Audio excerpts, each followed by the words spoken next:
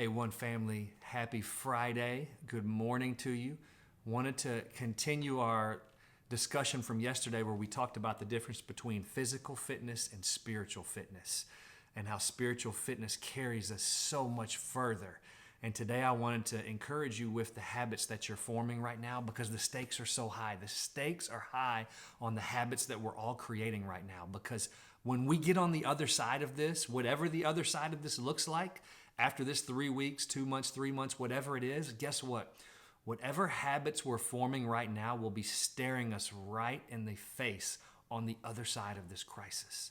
So we've got to get the right habits started. Maybe it's a habit you need to break. Maybe it's a habit you need to start. Maybe it's a relationship that you need to restore, or maybe it's one you know you need to stop.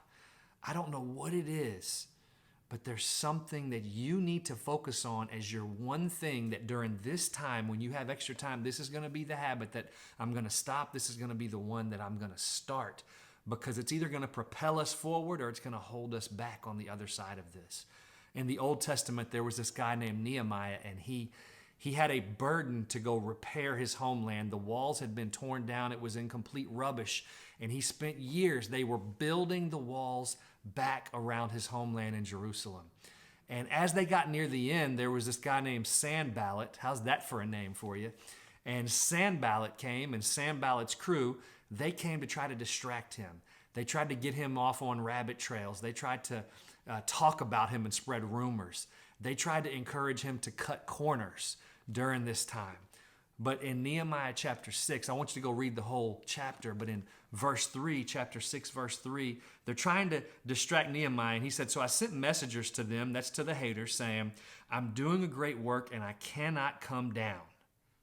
Why should the work stop while I leave it and come down to you? You see, he knew there was something so important that he could not be distracted with.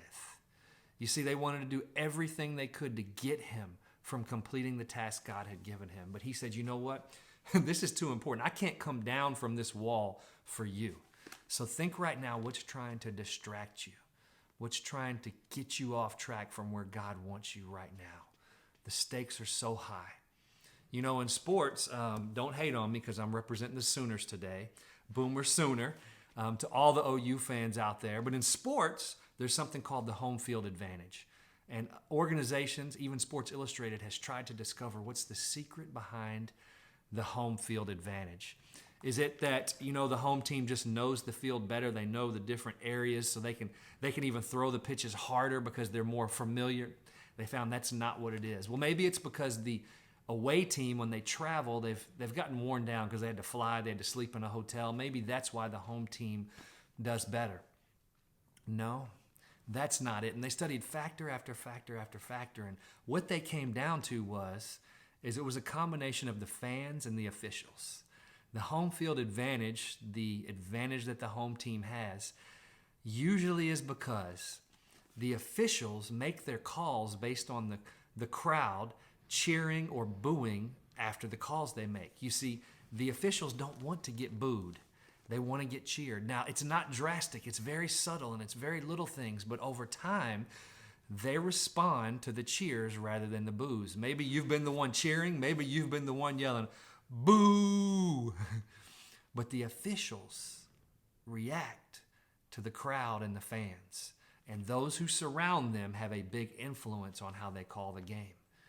So I want to encourage you, who are the fans in your life? Who is the crowd around you that you have supporting you, that you have pressing you, that you have challenging you, that you have encouraging you to start the right habits, to get off on the right track, to use this not as a time of torture, but as a time of preparation. So family, let's encourage each other. Let's connect with as many people we know at our church and our campus, and let's lift each other up and be the crowd that's cheering each other on and encouraging us to make the right decisions and to start the right habits in this time that we have. God bless you, family.